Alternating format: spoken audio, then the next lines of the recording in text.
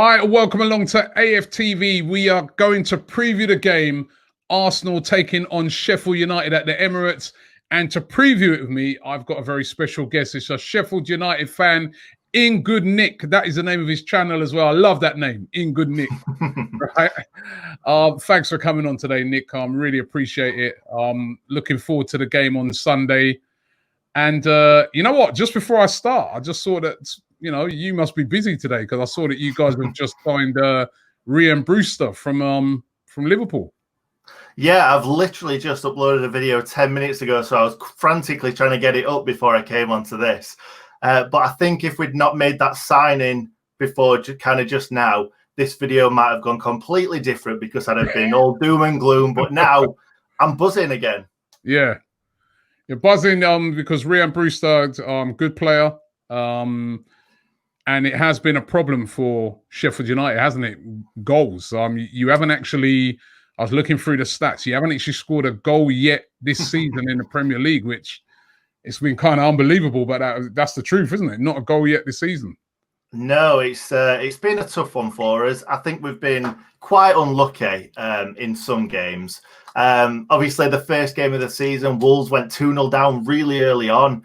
And then after that, Wolves just sat back and absorbed all the pressure. So obviously, when you're playing against a team that are just trying to hit you on the break because they put Adama up front, and then you know what he's like. So you've got to make sure you've got enough men back to deal with him. And then it was just difficult to break them down. The Aston Villa game then comes, and then John Egan gets sent off after 12, 15 minutes, whatever, and then it's back to the Wolves.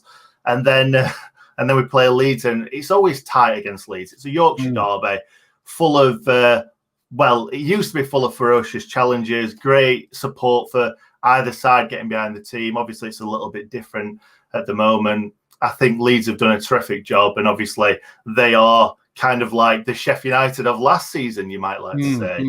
But I do think we're in a little bit of a transitional period.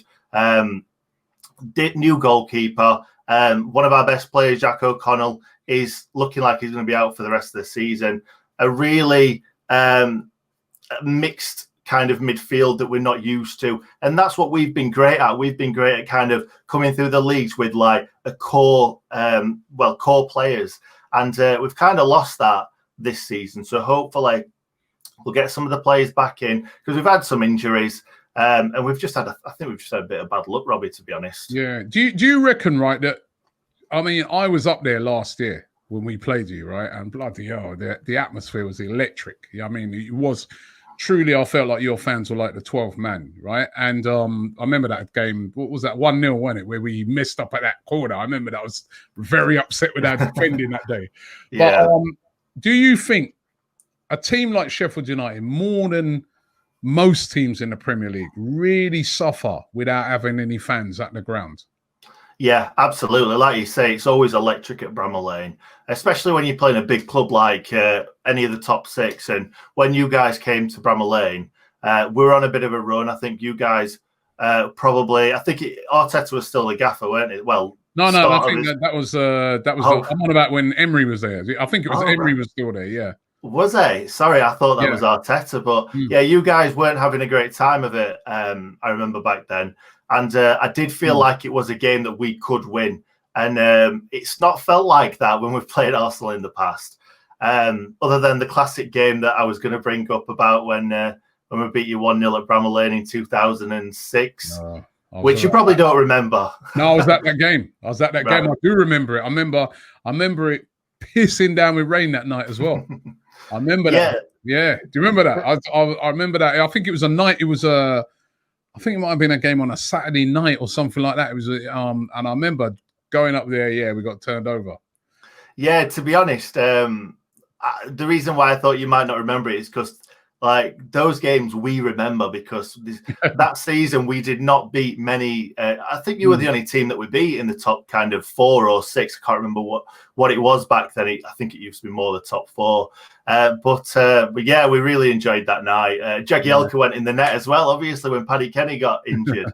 So full of it. Yeah, I remember that. I remember that game because I mean, that was long before I even started doing AFTV. But I remember that game because those were the days when Arsenal were really, it was like really soft going away to these northern teams. You know what I mean? Cold night. And it was just like, I remember driving home and thinking, yeah, just everything that we get accused of, you just saw tonight, you know. But I mean, looking at it, Sheffield United, right? I was looking at some of the stats that we've got here from Opta. You guys got a pretty decent record against us, right? It's Arsenal's last victory over Sheffield United in the Premier League was back in September 2006, which was a 3-0 win. Yeah. We're winless in 3 meetings in the competition since. Drawn 1, lost 2, with our only goal in this run coming in the 1-1 draw at the Emirates last year.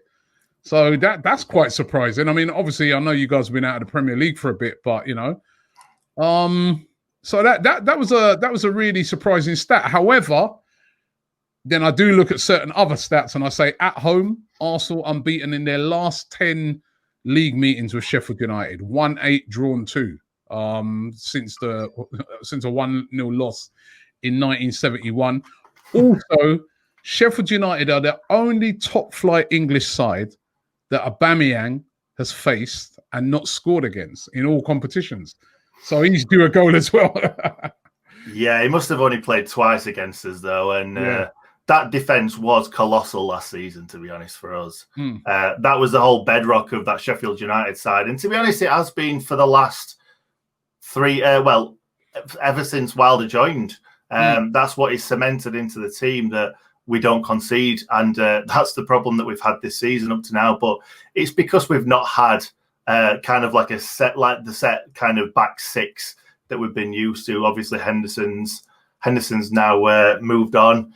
And I'm kind of glad that we've signed Brewster. We've actually signed him rather than loaning him, because it's just making him better for somebody else, and that's what we did with Henderson. So, yeah, it's quite an exciting day for us. Yeah, so I mean, looking forward to the game. It's you know, when you look at those stats, it suggests that it's going to be quite a tight game. But what is it that, I mean, not a goal this season. I mean, as you said, you brought in Brewster, but no goals this season. And that spark just has not been there that you had last season. Like you said, you were kind of a bit like what Leeds did, or Leeds are doing at the moment. You guys were that. You just had that spark about you. I kind of saw some of that in the Leeds game, but it's been missing a bit. And even when I remember we went away and we played you in the FA Cup quarterfinals, tough game. But really, since the lockdown was lifted, it's not been the same Sheffield United.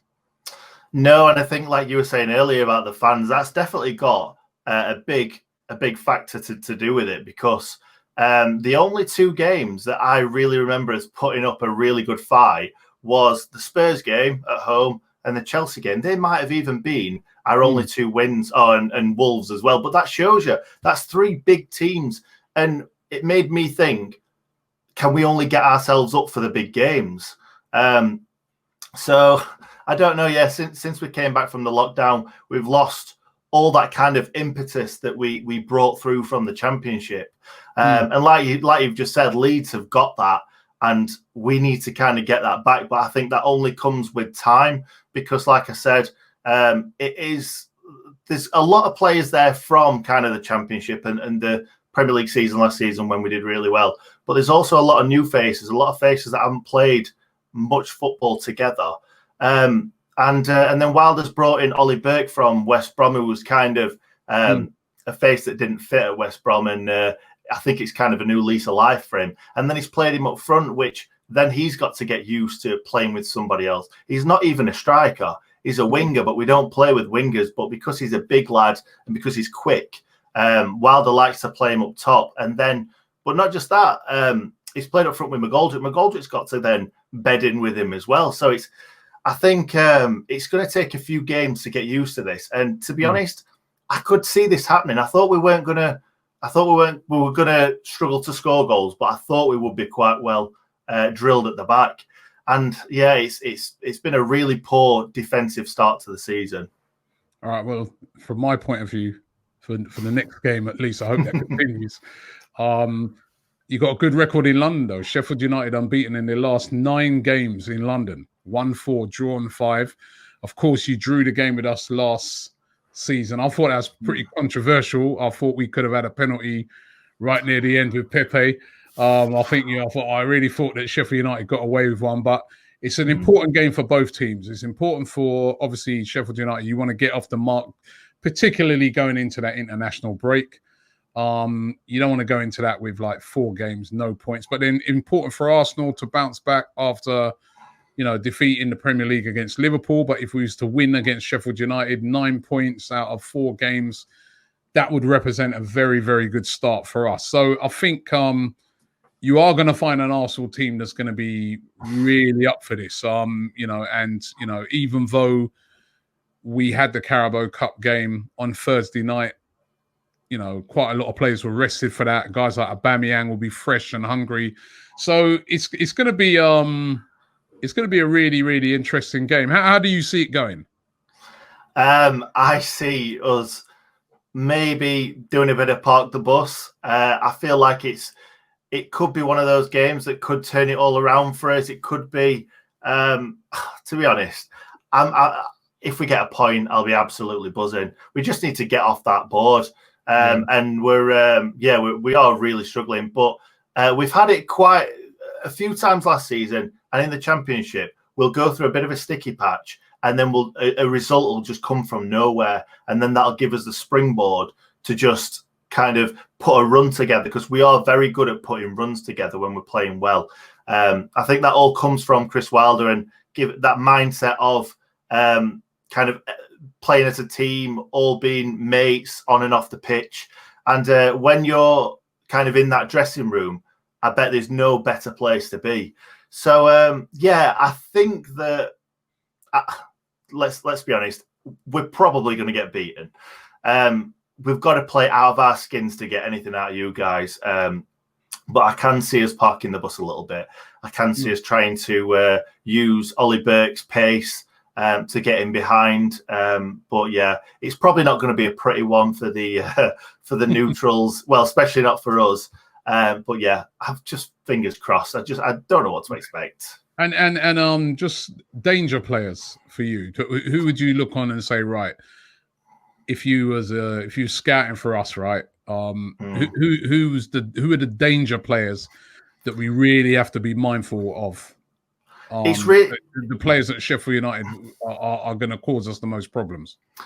It's a really difficult one, Robbie, because I always say we don't have players that are going to do something magical on the pitch. We play as a team, pass, move. I think more that we play as a team is our biggest strength. I think if we're going to talk about individuals, I think John Egan coming back into the side will really bolster that defence and give us a bit of leadership that we've missed definitely in the last game against Leeds, because we missed Jack O'Connell and we missed John Egan, 2 of the back 3, and I also think that David McGoldrick, if he does start, David McGoldrick just controls play. He just finds bags and bags of space.